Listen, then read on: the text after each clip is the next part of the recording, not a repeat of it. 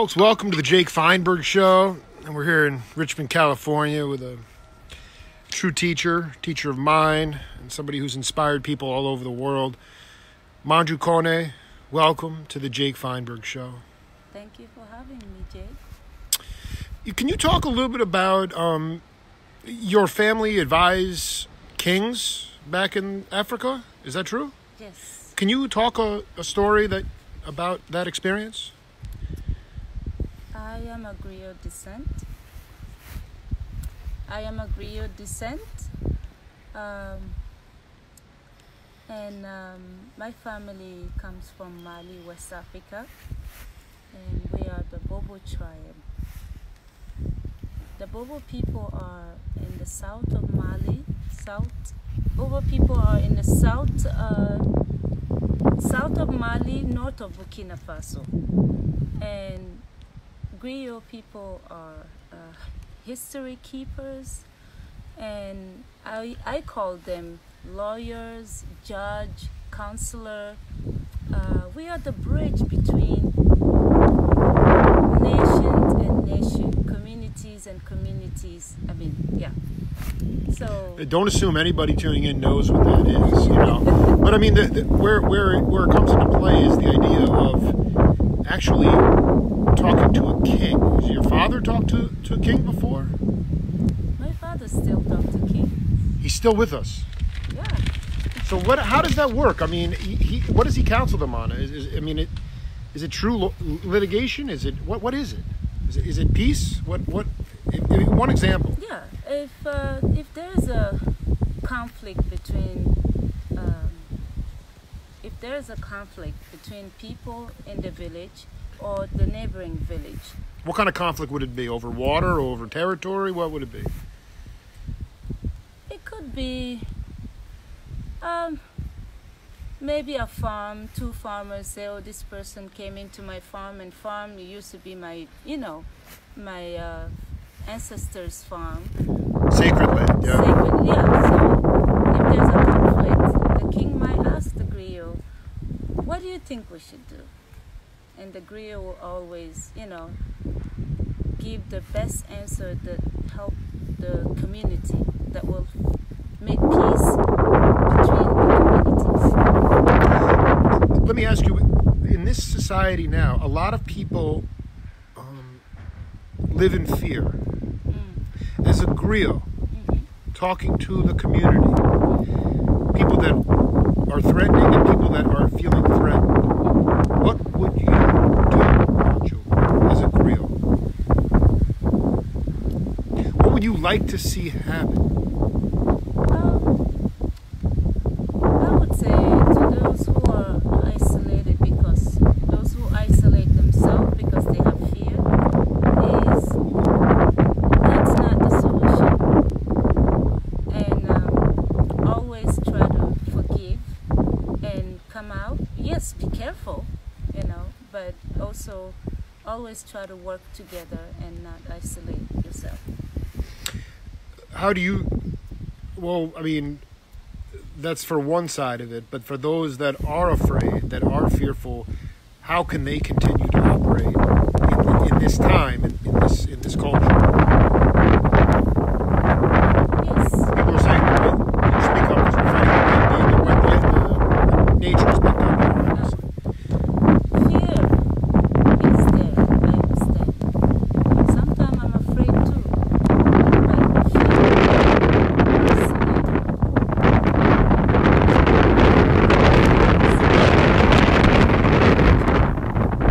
and yet, be careful, that's for sure. Because that's the time we live in. Trust is no longer there among people. Do you think it's a worldwide? When you went back to the motherland this summer, did you find that there was also a lack of trust, or is it just something that's going on in the United States? It's worldwide. It is. It is. And we all know what that's, due to the hardship of life. And not everybody want to survive, and no matter how, I'm going to survive. Doesn't matter how much it costs to survive. People ask, where can they see you perform? Where are the places in and around the Bay Area that they allow someone like you to perform your dance, your spirit, your energy, and create actually trust? That's where the trust is created. That's true. Yes, Yell. You yell. I perform many places here. Ashkenaz is one place.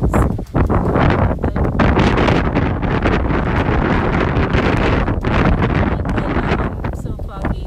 But anyway, I've performed many places, and we also have private performance. If you need performance, come and play at your wedding, at your birthday. So we have the Baobab, we have the Kumbwa Jazz in Santa Cruz. I perform at the Catalyst. I perform. And you perform at the Catalyst? Oh yeah, but that's many years ago with artists like Danjuma, Adamu, Sambango. Yeah, so many places I can't think of right now. Can you heal the listening audience who are whining about windscreens? I don't have a windscreen on my microphone. Can you sing for us?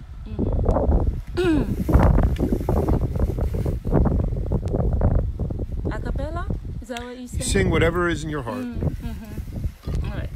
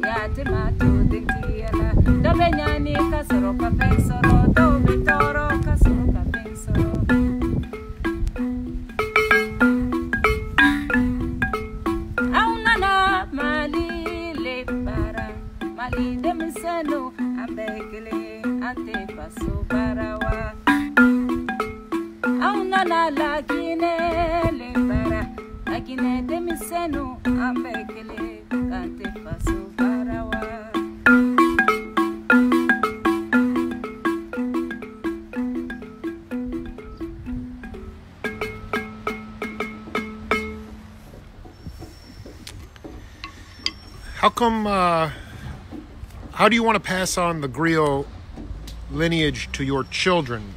Because you are a free spirit, and you did not marry a griot male. Just for the audience, if you are male, you can marry outside a griot, and still your children will still be griot. But your children are divine.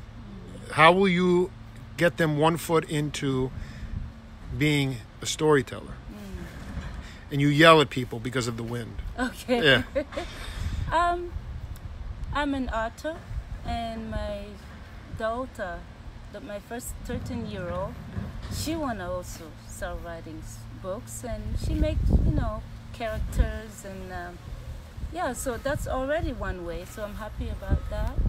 In terms of singing and playing, they haven't chosen yet. I hope at least one of them will go into that route as well. because there are many different type of griots. Those who work with leathers and play instrument and tell stories, and yeah, it's all part of it. Your father asked your grandmother to come to the United States? My father? Yeah, there was a story you told me about him wanting to go somewhere, either to Africa or to the United States. Because I never met my father's mom, so maybe my father wanted to come here. He wanted. Why did he want to come here to the United States? Because his children lives here. He didn't. So I'm saying he didn't come here before he had children. No. He came here in 2009 to visit. You teach at some of your students tune in right now. They are. What is you teach all ages? Yes, all ages. What can you say about the younger generation and their appetite for wisdom through dance, wisdom through song, wisdom through instrumentation? So much of the instruments have been taken out of the schools. A lot of music has been taken. A lot of music is just made electronically now. You are using the balafon. You know. Like you saw the instruments inside. Tomorrow morning I'm teaching in San Jose. I'm going to teach children elementaries, and I also work with this lady, this organization called Chezanami.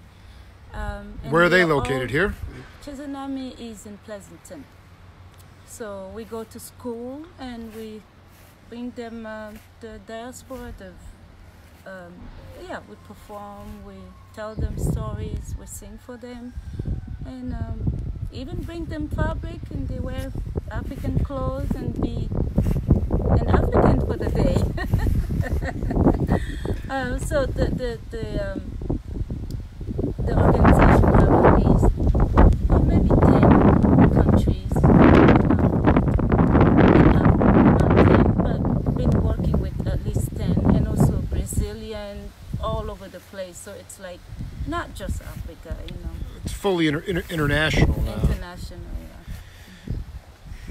What is your goal? What are your dreams, Mandjou? I mean, we talk about, staying in the moment. We talk about, looking towards the light over the dark. Mm-hmm. But what is your dream? My dream is that peace will be in the world. And that's global. I'm talking globally. And there'll be,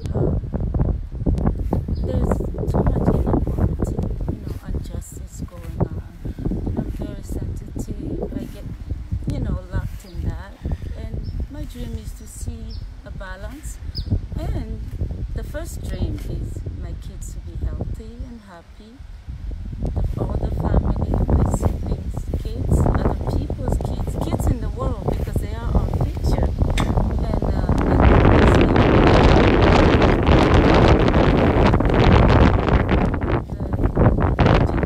You do. As a griot, you would say that the solution lies in your older daughter, your younger daughter, or your son's generation, or all of them. All of them. And how would you solve? How would you solve the? Yeah. But we need to make sure those electronic stuff. Well, we're using. It's how you use it, right? I mean, right now, people around the world can tune in to see you. Yes. So it's how you use the technology. How you use it, we need to make sure of that. It's a blessing to have this technology, but let's not let it be a curse as well. Before we go, it's getting cold. Yeah. Jelly.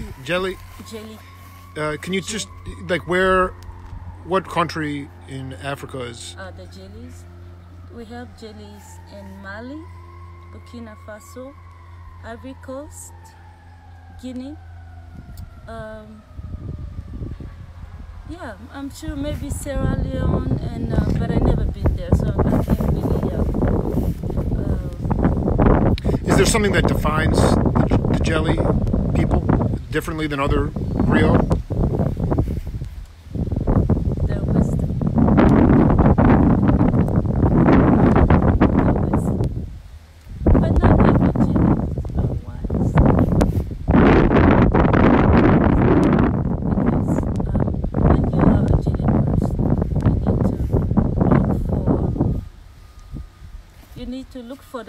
community, for the family.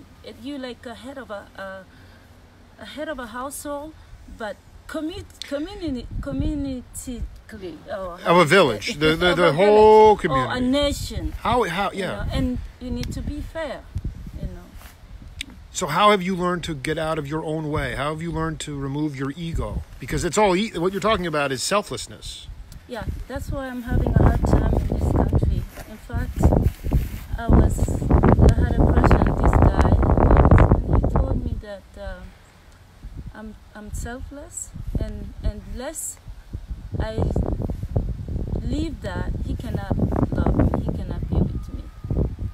You have to leave your selfless nature. Yes, nature. In order for him to. In order for him to be with me. But that's here, and the people, when you're selfless here, people don't respect you. They look at you as weak. They look I don't think I'm standing on 2 feet in this country because I was not understood.